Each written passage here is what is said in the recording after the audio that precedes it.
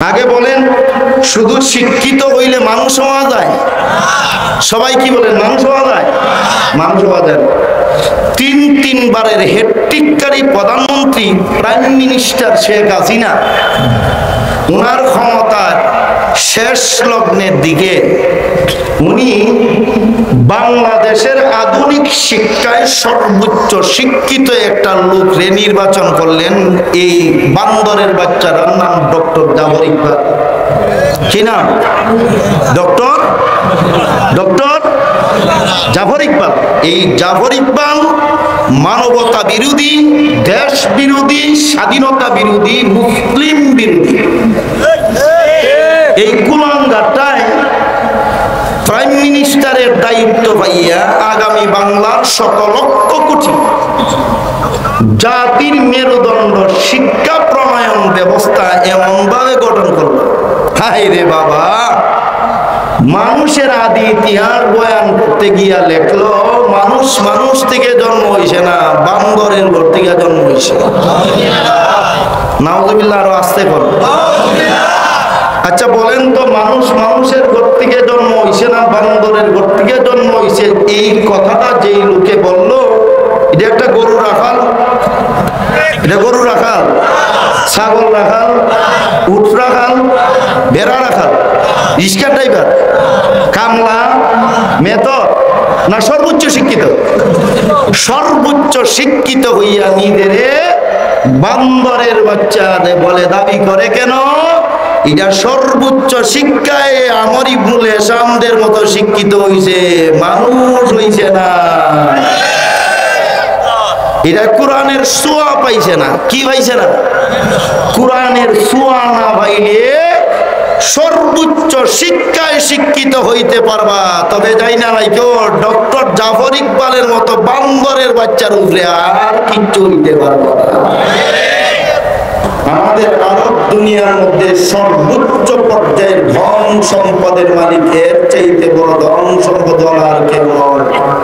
হে মুহাম্মদ, এই নেতার জন্মের ব্যাপারে আমাদের আরব দুনিয়া দুই ভাগে বিভক্ত। যুগ যুগ ধরে এক দলের দাবি হইল তার মা যেই বেড়ার কাছে বিয়া বইছে এই বেড়া দিয়ে তারে জন্ম দিছে, আর আরেক দলের দাবি হইল তার মা তারে সুরাইফতে অবৈধভাবে জন্ম দিছে।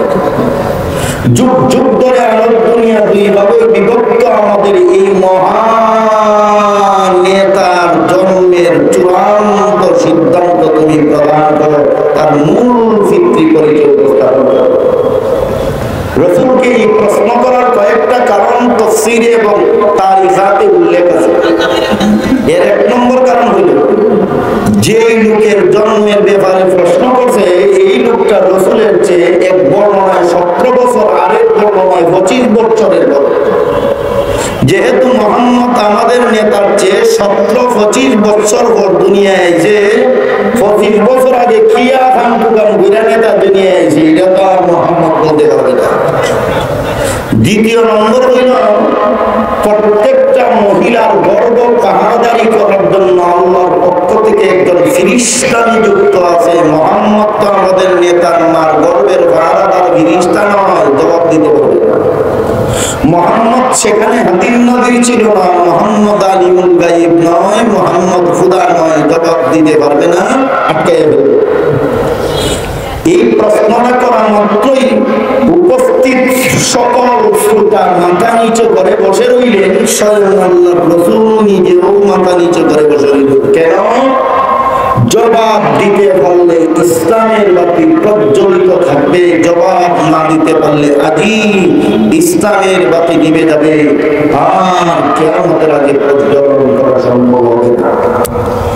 ইসলামের বাতি নিভাইয়া দেওয়ার মতো ক্ষমতা কোন বাপের বেটি আর বাপের বেটার আছে? নাই।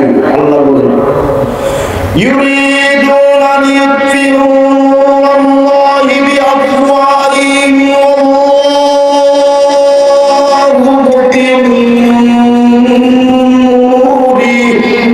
আল্লাহ বলেন, দুনিয়ার সমস্ত খোদাদ্রোহীদের দলেরা আমি আল্লাহর ইসলামের বাতি নিভাইয়া দিতে চাই ষড়যন্ত্র করে। সমস্ত ষড়যন্ত্রকে ধূলিসাৎ করে দিয়ে আমি আল্লাহর সৃষ্টি জগৎ যত জায়গায় ইসলামের বাতির আলো পৌঁছাইয়া দেওয়ার দায়িত্ব গ্রহণ করেছি স্বয়ং আমি আল্লাহ। মুহাম্মদুর রাসূলুল্লাহ সাল্লাল্লাহু আলাইহি ওয়াসাল্লামের যখন মাথা নিচে, সাথে সাথে আল্লাহ জিবরাইল আমিনকে দিয়া লৌহে মাহফুজে সংরক্ষিত আল্লাহর পবিত্র কোরআনের সূরা কলমের প্রথম শুরু আয়াত আল্লাহ নাযিল করে দিয়েছেন। জিবরাইল আলাইহিস সালাম আয়েশা রাসূলের দরবারে তেলাওয়াত করতেছেন, আল্লাহর রাসূল তেলাওয়াত করতেছেন। তেলাওয়াত করে করে ওই আয়াতে গেলেন, আল্লাহ বলেন উতুল্লিম বাদা যালিকা জানিন। হে মুহাম্মদুর রাসূলুল্লাহ সাল্লাল্লাহু আলাইহি ওয়াসাল্লাম, জন্মে 17-25 বছরের ছোট আপনি, আলিমুল গায়ব নয়, হাদিম নবীন নয়, খোদা নয়, তার নাম গর্বের পাহাড়াদার ফেরেশতা নয়। এই সুদৃঢ় কারণগুলা নিয়ে এসেছে আপনার মাদ্রাসায় সিলগালা করবে, মসজিদে তালা জ্বলাইয়া দিবে, আপনার দাওয়াতে তাবলীগ নিষিদ্ধ ঘোষিত করে দিবে, আপনি মুহাম্মদুর রাসূলুল্লাহ সাল্লাল্লাহু আলাইহি ওয়াসাল্লামের অনুসারীদেরকে অবাঞ্ছিত ঘোষণা করবে, আপনি মুহাম্মদুর রাসূলুল্লাহকে ফাঁসির কাস্টে ঝুলাবে। জবাব না দিতে পারলে তখন মুহাম্মদুর রাসূলুল্লাহ এই প্রশ্নটা যে এরা করবে আমি আল্লাহ জানি। তাই আমার পবিত্র কোরআনের সূরা কলমের 1 থেকে 16 নম্বর আয়াতগুলো নাযিল করে জানাইয়া দিলাম কুতুল্লিম বাদা যালিকা জানিন। আপনি জানাইয়া দেন ওই নেতারে তার মায় তার আসল বাবা দিয়া জন্ম না দিয়ে একটা ছাগল রাখাল দিয়ে জন্ম দিছে। ঘটনাটা যখন আয়াত তেলাওয়াত যখন রাসূল করতেছেন উতুল্লিম বাদা যালিকা জানিন, চতুর্দিকে যে দাঁড়াইয়া রইছিল নেতারা, যেই মাত্র এই আয়াত শুনছে যে যেখানে ছিল ওইখান থেকে দৌড় শুরু করছে। তাফসীরের কিতাবে লেখেন ওরা দৌড় দিল কেন? এর জবাব উল্লেখ করছেন ওদের ভয় এসে গেছে, বাপরে নেতার জন্মের যদি এই দশা হয় তাড়াতাড়ি দৌড় দে, না হইলে আমরা জন্মের খবর কোরআনের আয়াত না দিলে প্রকাশ হয়ে যায়। ওই নেতাও দৌড়িয়ে বাসায় গেছে, গিয়া মাকে খুঁজে, মা বাসায় নেই, মাকে খুঁজে খুঁজে গ্রামের শেষ মাথায় গিয়া দেখে এক আত্মীয়র মাথার চুল থেকে উপমান আছে। মহিলাদের একটা গুণ, যত বড় বুড়া বেডি আরেক বাসায় গিয়া নীল খাইলে আরেক বেডির মাথার মধ্যে আঙ্গুল না ঢুকাইতে মজা লাগে। গিয়া যখন মারে পাইছে অন্য মহিলার মাথার চুল থেকে উপমা নাই, এমনি মা চুলের মুখে গেছে দইরা উত্তপ্ত বালুকাময় কঙ্করযুক্ত রাস্তায় মারে টান শুরু করছে। মা চিৎকারের আওয়াজ ওলিদের কর্ণ প্রহরে যায় না, তাই মারে নিজের বাড়ি উঠানে এনে শোয়াইছে। তাফসীরে কিতাবে উল্লেখ করেছেন পুরা শরীর চালনির মতো ক্ষত হইয়া ঝরে রক্ত ঝরতেছে। মারে শোয়াইয়া মার বুকে বসছে, বইসা মার গলায় সাপ থেকে তলোয়ার খুলে মার গলায় তলোয়ার লাগাইয়া কয় শক্ত কইরা আমারে কোন বেড়া দিয়া জন্ম দিছ? কই দেখি তুই নিজে বুড়া হয়ে গেছিস, তোর সন্তান বুড়া বুড়া হয়ে গেছে, তুই জানো না তোর বাপকে? এতদিন পর্যন্ত জানি বাবা বলে জানতাম, আজকে গেছিলাম মোহাম্মদের মাদ্রাসা বন্ধ করতে, মোহাম্মদের কোরআনের তালিম বন্ধ করতে, মোহাম্মদের তাবলীগ বন্ধ করতে, মোহাম্মদের ফাঁসির কাস্টে ঝুলাইতে, মোহাম্মদের অনুসারী মুমিন মুসলমানদেরকে বঞ্চিত করতে গেছিলাম, সব বন্ধ করতে। আর মোহাম্মদের আল্লাহ আমার জন্ম শরীরের দরজা খুলে দিছে। কিভাবে জন্ম দিছে? কয় তোর বাপ দিয়া, কয় অসম্ভব। লক্ষ প্রতিবার তুমি মা মিথ্যাবাদী প্রমাণিত হতে পারো, একটা মুহূর্তের জন্য মুহাম্মদ এবং তার আল্লাহ মিথ্যাবাদী হতে পারে না। কোরআনের এক আয়াতে আল্লাহ বলেন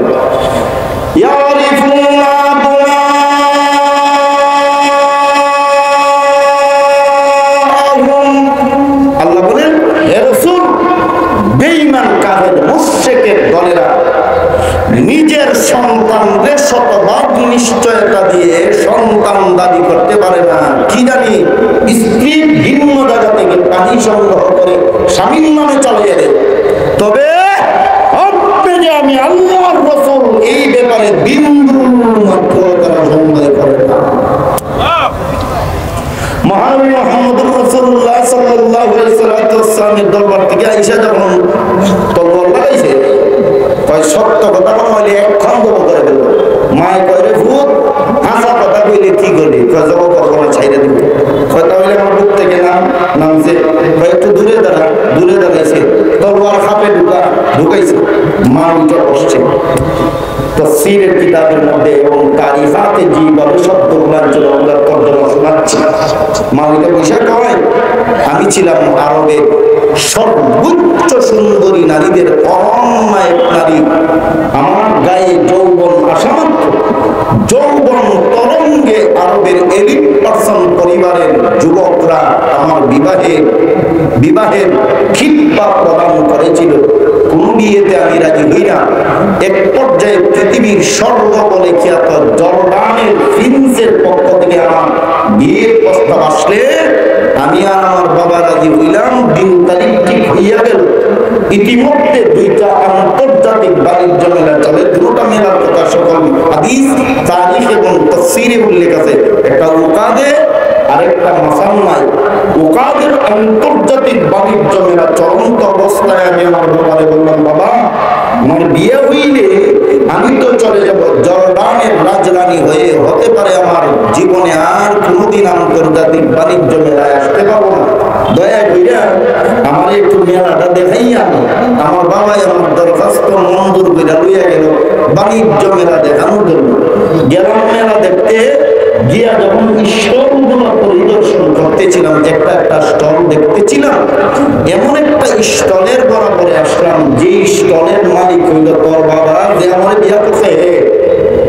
এর স্টলের বরাবরে আসা মাত্র আমারে দেখেই আমার লাল দেখে মারছে বিয়ার জন্য। বাপ তো বিয়া করতে আমার বাপ বললেন আমার বেটির বিয়া প্রিন্সে জর্ডানের সাথে দিন তারিখ ঠিক আর কয়েকদিন পরে উঠাইয়া দিব। সে বলল প্রিন্স বিন বুঝি না, বিয়া দিবে কিনা? আমার আব্বা বললেন না, দেওয়া যাবে না। তলোয়ার খাপ থেকে বের করে বলল বিয়া না দিলে এখন বাপ বেটি দুটার মাথা উড়াইয়া দিল। আমার বাপ আমার জীবন এবং আমার বাবার জীবন রক্ষার্থে প্রিন্সে জর্ডানের বিয়ে বাদ দিয়া তোর বাপের কাছে বিয়া করাইল। বিয়া কইরা লই আইল এই বাড়ি, যেই বাড়ি তুই আনতে জামায় জমা করতে লইয়া ইয়া যখন ফুল সজ্জায় বাসরে আসলো, আসা মাত্র দেখা যায় তোর বাবার শারীরিক সক্ষমতা নাই। আমি নারী হিসাবে আমার চাহিদা পূরণের, বুঝছেন তো, কাপুরুষ এই লজ্জা শরম ঢাকার জন্য আমি নারীর কাছে তার পুরুষত্ব যখন প্রমাণ করতে পারবো না, আন্তর্জাতিক ব্যবসায়ী হওয়ার সুবাদে ব্যবসার সূত্র ধরে তোর বাপ চলে গেল সিরিয়ায় 2 বছরের সময় নেয়া ব্যবসার জন্য। তখন সময় আমার একটা ভয় থাকলো। ফতওয়াতুত তাফসীরে যেভাবে শব্দগুলো আনছেন ওই শব্দগুলোর তর্জমা শোনাচ্ছি। তখন আমার ভয় জাগলো, 2 ভয়ে কাজ করলো। এক হইল আমার শারীরিক চাহিদা, আরেক হইল তোর বাবার ধন সম্পদ। তোর বাবার ক্ষমতা নাই আমার গর্ভ পর্যন্ত পানি পৌঁছানোর, সন্তান হবে না। তোর বাবার মহাসম্পদের হেফাজতকারী সন্তান আসবে না এবং আমার চাহিদাও তো পূরণ হবে না। এই মাতলামিতে ওই যে আমরা বাড়ির পাশে একটা মাঠ দেখো, ওই মাঠের মধ্যে মুগিরা নামক একজন ছাগল লাগালি করতো, উট ভেড়া দুম্বা লাগালি করতো। তার সাথে আমার পরকীয়ার সম্পর্ক হইল, প্রেমের সম্পর্ক হইল। এই ভেমে এই বেটা ছাগল লাগাল আমরা বাড়িতে অবগত করতো। আমার মাঝখানে তোর বাপরে দিয়া যে কাজ করার আমার কথা ছিল, ছাগল লাগাল দিয়ে আমি এই কাজ করছি। আর ওই কাজে তোর জন্ম হয়েছে তোর বাবার বাড়ি দিয়ে জন্ম হয়নি। ঘটনা শোনানোর পর ওলিদ তার মারে ছাইরা বনবাসে পাহাড়ে চলে গেল। লোক সমাজে মুখ দেখাবে কেন? মুখ দেখানোর সুযোগ আছে কি বলে? আপনাদের সমাজে যদি এমন একটা এমপি আয় যেই বেড়ার জন্মের মধ্যে সমস্যা, যে সময় ভোটের জন্য ভোট চাইতো, তখন সময় আপনারা কি করবেন? জন্মের সমস্যা এটা কি এর বুদ্ধি এমপি বানাইবেন, এইটা বলবেন না, অন্য কিছু বলবেন। তখন সময় সে বনবাসে থাকতে থাকলো, ওই পাহাড়ি সে মারা গেল, বনের হিংস্র জানোয়ার তার লাশ টেনে হেসতে খাইল, দাফন পর্যন্ত কেউ করে নাই। প্রশ্ন হইল, এত নিকৃষ্টতম একটা ঘটনা আল্লাহ পবিত্র কোরআনের সূরা কলমের আয়াত বানাইয়া কেন নাযিল করলেন? এর জবাব দিয়ে আল্লাহ কিয়ামত পর্যন্ত দুনিয়াবাসীকে জানাইয়া দিলেন। মুহাম্মদুর রাসূলুল্লাহ যে মাহফিলে বয়ান করছিলেন, মাহফিলের আয়োজন করছিলেন, কিয়ামত পর্যন্ত ওই সমস্ত মাহফিলের বয়ান আর আয়োজন করার জন্য আমার নবীরে আমি আল্লাহ আয়াত বাড়াইয়া দিব না। সুনামগঞ্জে কেন্দ্রীয় ঈদগাহে যাইয়া বয়ান করার জন্য মুহাম্মদুর রাসূলুল্লাহ মাদ্রাসার শিক্ষক, কিয়ামত পর্যন্ত নারীদের মাদ্রাসা, পুরুষদের মাদ্রাসা চালানোর জন্য মুহাম্মদুর রাসূলুল্লাহকে আমি আল্লাহ আয়াত বাড়াইয়া দিব না। মুহাম্মদুর রাসূলুল্লাহ হইলেন মুবাল্লিগ, কিয়ামত পর্যন্ত জগৎবাসীর কাছে কোরআনের তালিমের তাবলীগ করার জন্য আমার নবী মুহাম্মদুর রাসূলুল্লাহর আয়াত আমি আল্লাহ বাড়াইয়া দিব না। তবে কিয়ামত পর্যন্ত আমার নবীর উম্মতদের কাছে কোরআনের বিধান পৌঁছানোর জন্য ওয়ারাসাতুল আম্বিয়া, নায়েবে নবী, উলামায়ে কেরামদের একটা জামাত আমি আল্লাহ তৈয়ার কইরা রাখবো। মুহাম্মদুর রাসূলুল্লাহর তাফসীর মাহফিলের মতো মাহফিলগুলোকে সাজাইয়া জগৎবাসীর কাছে গণহারে কোরআনের বিধান পৌঁছানোর জন্য মাহফিল আয়োজক কমিটির একটা জামাত আমি আল্লাহ কবুল করে রাখবো। কিয়ামত পর্যন্ত মুহাম্মদুর রাসূলুল্লাহর মাদ্রাসার তালিমকে মাদ্রাসা ভিত্তিক প্রদান করার জন্য আমি আল্লাহ একদল হক্কানি রব্বানি মুআল্লিম উলামায়ে কেরামের জামাতকে কবুল করে রাখবো। মুহাম্মদুর রাসূলুল্লাহ সাল্লাল্লাহু আলাইহি ওয়াসাল্লাম মাদ্রাসার কোরআনের তালিমটা সমাজে তাবলীগ করার জন্য কিয়ামত পর্যন্ত নেতৃত্ব প্রদানকারী উলামায়ে কেরামের একটা জামাত আমি আল্লাহ কবুল করে রাখবো। যেইভাবে আমার নবীকে ওই মাহফিলে উদ্ভট প্রশ্ন করে আটকাইয়া দাওয়াত বন্ধ করার মহা ষড়যন্ত্রে যাওয়ার কারণে ওই ওলীদ ইবনে মুগীরার যেইভাবে জন্মের অবৈধতা প্রমাণিত হয়েছে, কিয়ামত পর্যন্ত হক্কানি রব্বানি উলামায়ে কেরামের মাদ্রাসা কোরআনের তালিম, কিয়ামত পর্যন্ত হক্কানি রব্বানি উলামায়ে কেরামের মাদ্রাসার কোরআনের তাবলীগ, কিয়ামত পর্যন্ত হক্কানি রব্বানি উলামায়ে কেরামের কোরআনের তাফসীরের জাইমা যারা বিরোধিতা করবে, দলিল দিয়া দিও তারও ওলীদ ইবনে মুগীরার মতো জন্মের সমস্যা আছে।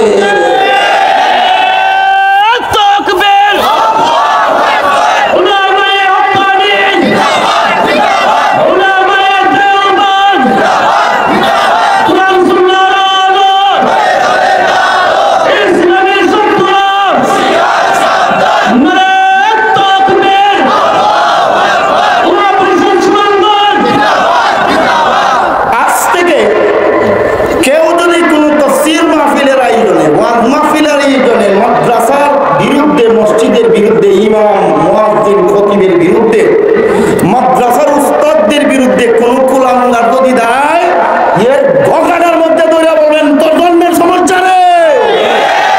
কি এর সমস্যা? কি এর সমস্যা? দলিল পবিত্র কোরআনের আয়াত, কুতুল লিম্মা যালিকা জানিম, এটাই দলিল।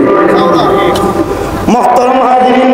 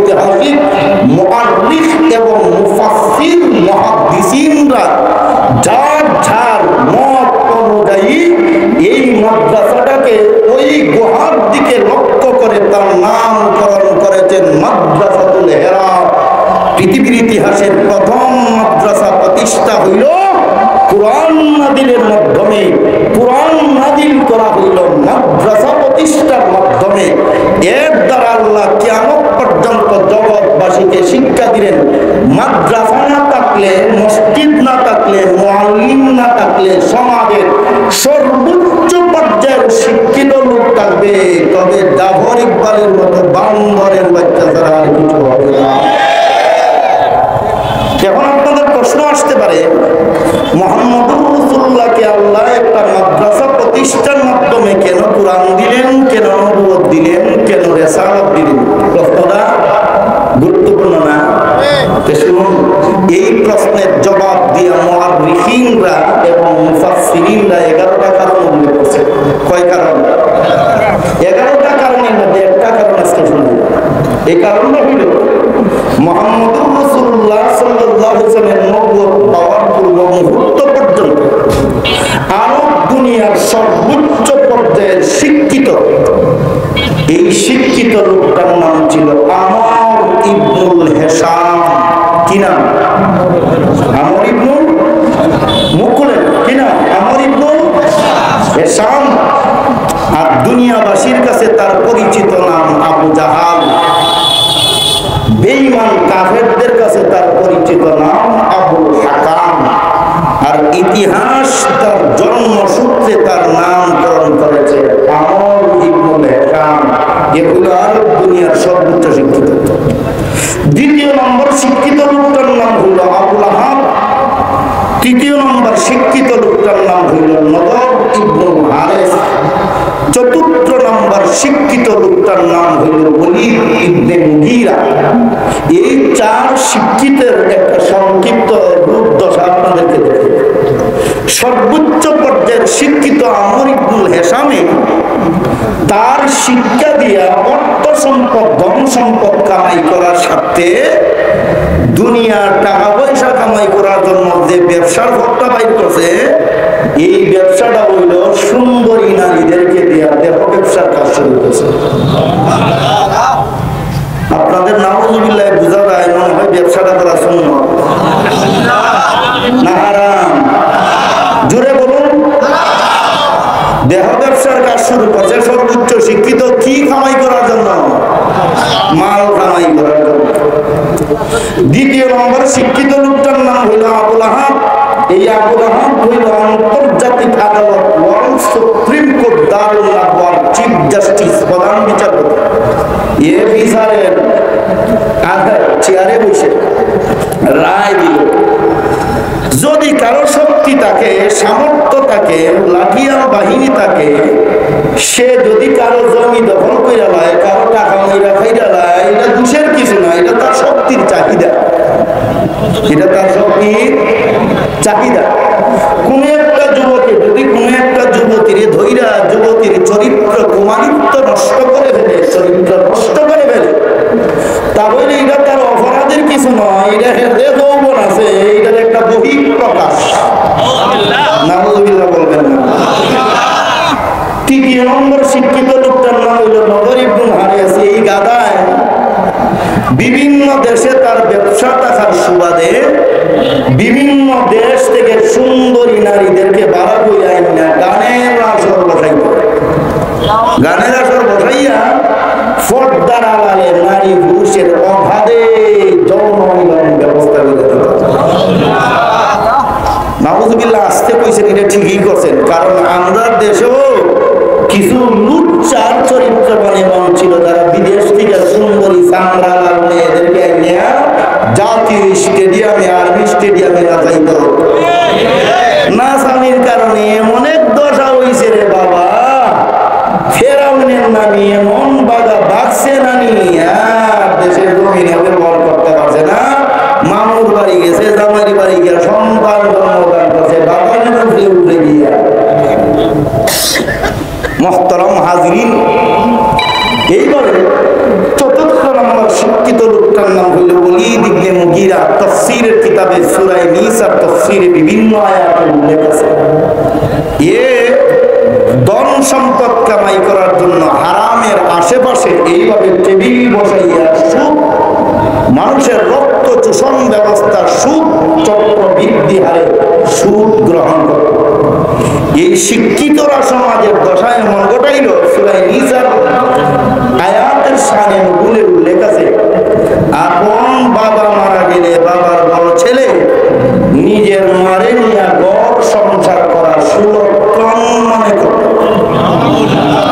ভাই বোন বিয়ের উপযুক্ত হয়েছে কিনা প্রমাণ করার জন্য এখন ভাই বোন রে একই বিছানায় ঘুম করাইয়া বিয়ের উপযুক্ততা প্রমাণ করো।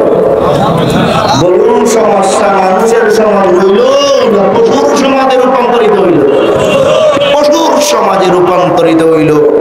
এমন ভাবে পশুর সমাজে রূপান্তরিত হইল, এই পশুর সমাজটাকে পবিত্র সত্তা আল্লাহর নৈকট্যপ্রাপ্ত ফেরেশতাদের চেয়ে সম্মানী আর মর্যাদাশীল বানানোর জন্য আল্লাহ দুনিয়ার জগতে একটা শিক্ষা ব্যবস্থা দান করলেন। এই ব্যবস্থার নাম হইল মাদ্রাসা শিক্ষা ব্যবস্থা।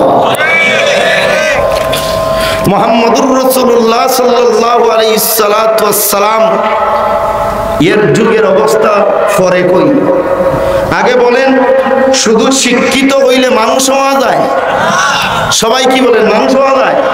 মানুষ হওয়া যায়। তিনবারের হেট্রিককারী প্রধানমন্ত্রী প্রাইম মিনিস্টার শেখ হাসিনা ওনার ক্ষমতার শেষ লগ্নের দিকে উনি বাংলাদেশের আধুনিক শিক্ষায় সর্বোচ্চ শিক্ষিত একটা লোকরে নির্বাচন করলেন। এই বান্দরের বাচ্চার নাম ডক্টর জাফর ইকবাল। কি নাম? ডক্টর জাফর ইকবাল। এই জাফর ইকবাল মানবতা বিরোধী, দেশ বিরোধী, স্বাধীনতা বিরোধী, মুসলিম বিরোধী। এই কুলাঙ্গারটায় প্রাইম মিনিস্টারের দায়িত্ব পাইয়া আগামী বাংলার ১৭ কোটি জাতির মেরুদণ্ড শিক্ষা প্রণয়ন ব্যবস্থা এমন ভাবে গঠন করল। হায় রে বাবা, মানুষের আদি ইতিহাস বয়ান করতে গিয়া লেখলো মানুষ থেকে জন্ম হইছে না, বান্দরের ঘর থেকে জন্ম হইছে। নাউজুবিল্লাহ, আরো আসতে কর। আচ্ছা বলেন তো, মানুষের ঘর থেকে জন্ম হইছে না বান্দরের ঘর থেকে জন্ম হইছে, এই কথাটা যেই লোকে বললো এটা একটা গরু রাখাল, এটা গরু রাখাল, ছাগল রাখাল, উট রাখাল, বেড়া রাখাল, রিক্সা ড্রাইভার, কামলা, মেথর না সর্বোচ্চ শিক্ষিত? সর্বোচ্চ শিক্ষিত হইয়া নিজেরে বান্দরের বাচ্চা বলে দাবি করে কেন? এটা সর্বোচ্চ শিক্ষায় আমর ইবনুল হিশামদের মতো শিক্ষিত হইছে, মানুষ হইছে না। এটা কোরআনের ছোঁয়া পাইছে না। কি পাইছে না? কোরআনের ছোঁয়া না পাইলে সর্বোচ্চ শিক্ষায় শিক্ষিত হইতে পারবা। তবে যাই না ভাই কেউ ডক্টর জাফর ইকবালের মতো বান্দরের বাচ্চার উপরে আর কিচ্ছু হইতে পারবা না। মহানবী মুহাম্মদুর রাসূলুল্লাহ সাল্লাল্লাহু আলাইহি সাল্লামকে আল্লাহ কোরআন শিক্ষা ব্যবস্থা দিলেন কেন? বুঝছেন নি পটভূমিটা? বুঝছেন? মুহাম্মদুর রাসূলুল্লাহ মাদ্রাসা শিক্ষা ব্যবস্থাটা কিভাবে হয়? যেই জায়গায় আল্লাহর কোরআন পড়া হয় আর পড়ানোই হয়, মুসলিম সমাজের ভাষায় এই জায়গাটাকে মাদ্রাসা বলা হয়। সহিহ বুখারী শরীফের ৩য় নম্বর হাদিসের বিবরণ অনুযায়ী মুহাম্মদুর রাসূলুল্লাহ সাল্লাল্লাহু আলাইহি ওয়াসাল্লামের দরবারে গারে রাত সম্মুখে, এখানে আরেকটা কথা বোঝার দরকার। আমরা বলে থাকি জিবরাইল আলাইহিস সালাম ওহী নিয়ে হেরা গুহার ভিতরে এসেছেন, কথাটা সহিহ নয়। বরং এর পার্শ্বটিকায় উল্লেখ আছে মুহাম্মদুর রাসূলুল্লাহ সাল্লাল্লাহু আলাইহি ওয়াসাল্লামের গারে হেরার সম্মুখভাবে জিবরাইল এসেছিলেন, সেখানেই ওহী নাযিল হয়েছে। মুহাম্মদুর রাসূলুল্লাহর কাছে জিবরাইল আলাইহিস সালাম আসলেন, আয়েশা বললেন ইকরা, শুধু একটা শব্দ উচ্চারণ করলেন ইকরা, আরবি শব্দ, এর বাংলা অর্থ হইল আপনি পড়েন। রাসূল জবাব দিলেন আমি পড়ব না, পড়তে জানি না। দ্বিতীয়বার একই কথা জিবরাইল বললেন ইকরা, আপনি পড়ুন।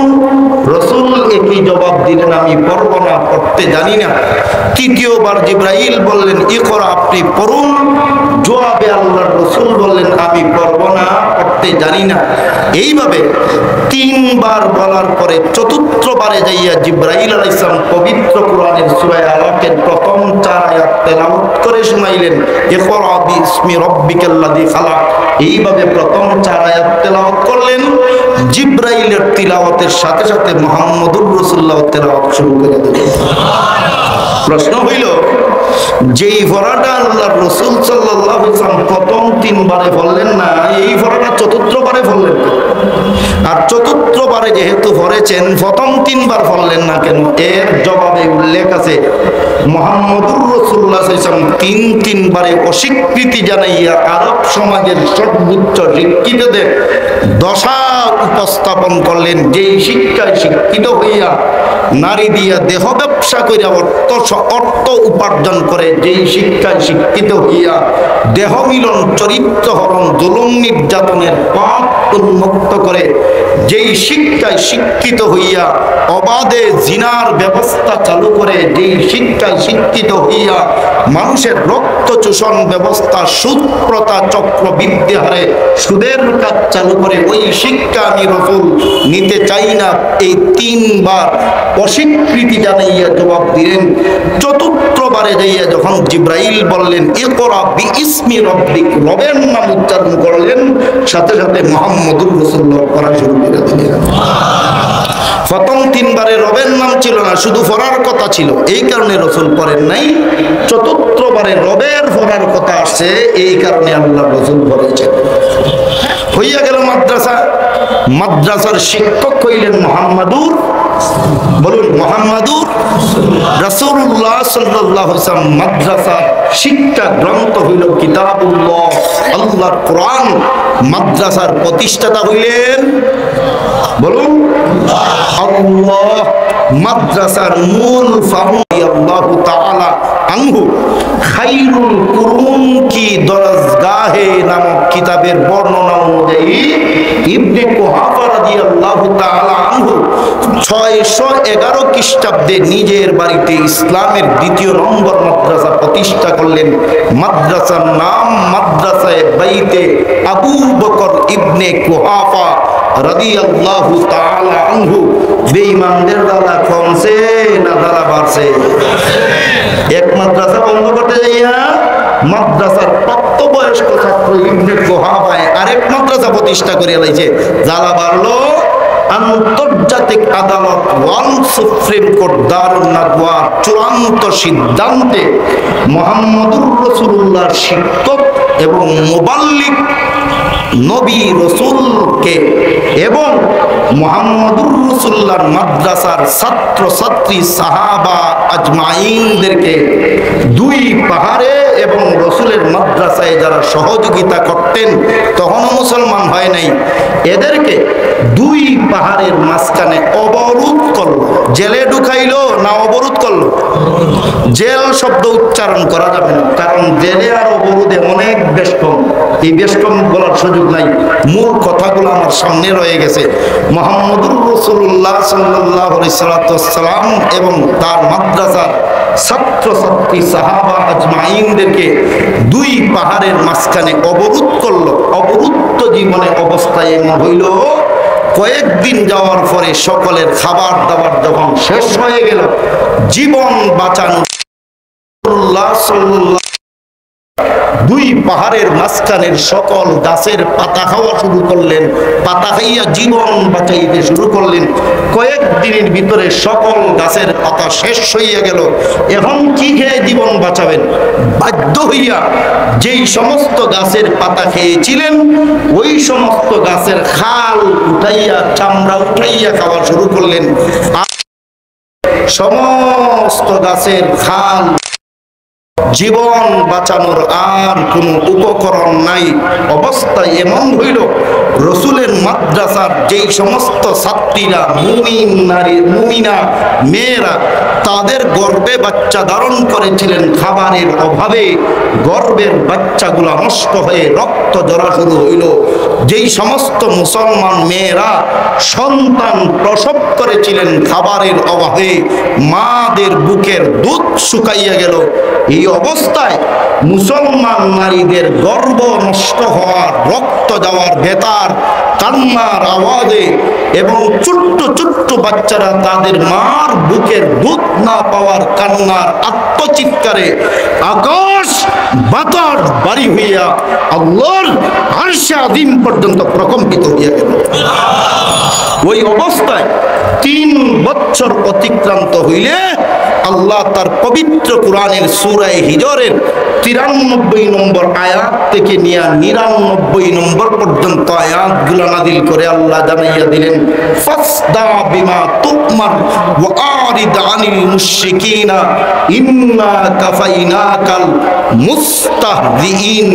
হে মুহাম্মদুর রাসূলুল্লাহ সাল্লাল্লাহু আলাইহি ওয়াসাল্লাম, মাদ্রাসার শিক্ষক হওয়ার অপরাধে, কোরআনের তালিমের তাবলীগ করার অপরাধে আপনি মুহাম্মদুর রাসূলুল্লাহ সাল্লাল্লাহু আলাইহি ওয়াসাল্লামকে, আপনার উম্মত মুমিন মুসলমান সাহাবী সাহাবিয়াদেরকে এবং আপনার মাদ্রাসায় এবং আপনার তালিম তাবলীগের সহযোগী অমুসলমানদেরকে 2 পাহাড়ের মাঝখানে 3 বছরের অবরুদ্ধ জীবনে বেঈমান কাফের মুশরিকের দলেরা যে জুলুম নির্যাতন করেছে, আমি আল্লাহ সবগুলা দেখে দেখে সকলের উপরে আমার সন্তুষ্টি প্রকাশ করে আমি আল্লাহ জানাইয়া দিলাম, ফাসদা বিমা তুমার ওয়ারিদানিল মুশরিকিনা ইন্না কাফাইনাকাল মুস্তাহদিন। আজ থেকে আপনি অবরুদ্ধ ভঙ্গ করুন, অবরোধ ভঙ্গ করে দুয়ারে দুয়ারে, সমাজে, হাটে বাজারে, রাস্তা ঘাটে, দোকানে মুখানে, বাসায় কুড়ে করে, প্রত্যেকটা জায়গায় জায়গায় আমি আল্লাহর কোরআনের তালিমের তাবলীগ করুন। যেই বা যারা বাধা দিবে এদেরকে শাস্তি করার দায়িত্ব আমি আল্লাহ গ্রহণ করে নিলাম।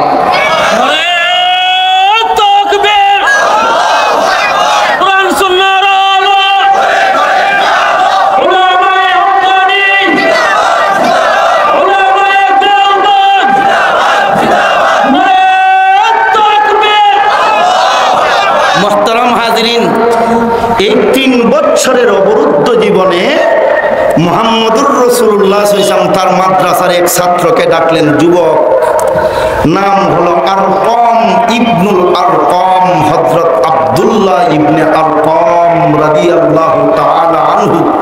আল্লাহর রাসূল বললেন, হে ইবনে আরকাম, তুমি যদি আমার অবরুদ্ধ জীবনে, আমি রাসূল, এদিকে তাকাইতেছেন, আমি রাসূল আমার অবরুদ্ধ জীবনে মাদ্রাসার কোরআনের তালিম তো বন্ধ রাখতে পারি না, তাই মাদ্রাসার কোরআনের তালিমকে সচল রাখার স্বার্থে আমি রাসূল চাই আমার অবরুদ্ধ জীবনে এখানে একটা মাদ্রাসা বানাবো। তুমি যদি তোমার এই ঘরটা আর ঘরের জায়গাটা মাদ্রাসার জন্য দান করে দাও, বিনিময়ে আমি রাসূল হাসরের দিন তোমার জামিনদার হয়ে তোমাকে জান্নাতে নিয়ে যাব। তখন সময় ইবনে আরকাম রাদিয়াল্লাহু তাআলা বললেন, ও আল্লাহর রাসূল, মাদ্রাসায় ঘর দিলে, মাদ্রাসায় জায়গা দিলে, মাদ্রাসায় জমি দিলে, আপনি রাসূল যদি আমার জান্নাতের জামিনদার হন, আমি ইবনে আরকাম এই মুহূর্তে আল্লাহকে সাক্ষী রেখে আমি ঘোষণা দিলাম, আমার ঘর জায়গা এবং ঘরের মাঝখানে যা আছে সবগুলো আমি মাদ্রাসার নামে দান করে দিলাম। এই অবরুদ্ধকালীন সময়ে 616 খ্রিস্টাব্দে মুহাম্মদুর রাসূলুল্লাহ সাল্লাল্লাহু আলাইহি ওয়াসাল্লাম অবরুদ্ধ চলন্ত অবস্থায় ইসলামের 3য় নম্বর একটা মাদ্রাসা প্রতিষ্ঠা করলেন। মাদ্রাসার নাম দারুল আরকাম আল ইসলামিয়া মক্কাতুল মুকাররমা। মাদ্রাসা বন্ধ হইল, না মাদ্রাসা বাড়লো? বাড়লো। বেঈমানদের জ্বালা কমছে না জ্বালা বাড়ছে? জ্বালা বাড়ছে। এই জ্বালা বাড়াতে শুরু করলো মুহাম্মদুর রাসূলুল্লাহ সাল্লাল্লাহু আলাইহি ওয়াসাল্লামের উপরে জুলুম নির্যাতন। এই জুলুম নির্যাতনের ধারায় হায়াতুস সাহাবার মধ্যে উল্লেখ করছেন। কোন সাহাবা? এগুলোই বুঝি আপনারা তাফসীর শুনেন। কোন সাহাবা? রেফারেন্স হায়াতুস সাহাবা। হায়াতুস সাহাবার মধ্যে উল্লেখ করছেন মুহাম্মদুর রাসূলুল্লাহ। মাশাআল্লাহ, নারায়ে তাকবীর। এইভাবে আওয়াজ দিলে ওই ইসকনের বাচ্চারা চট্টগ্রামে আদালতে যেইভাবে মুসলমান উকিলরে জবাই করছে, আপনারাও জবাই করব। মুসলমানদের আওয়াজ আল্লাহু আকবারের আওয়াজে এমন ভাবে আওয়াজ হবে, উমরের ইসলাম গ্রহণের সময় যেইভাবে মক্কার পাহাড়গুলো কেঁপেছিল, এইভাবে জমিন কাঁপতে থাকবে।